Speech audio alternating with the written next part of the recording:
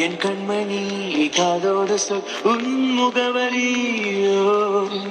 என்னாலுமே என் பாட்டுக்கு நீ முதல் வரி முகத்தை எப்போதும் மூடி வைக்காதே எனது நெஞ்சத்தில் உள்ளே தைக்காதே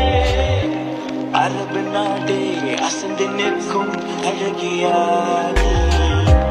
ஒரு கவிஞன் ஓமர் கயாமின் கவிதையா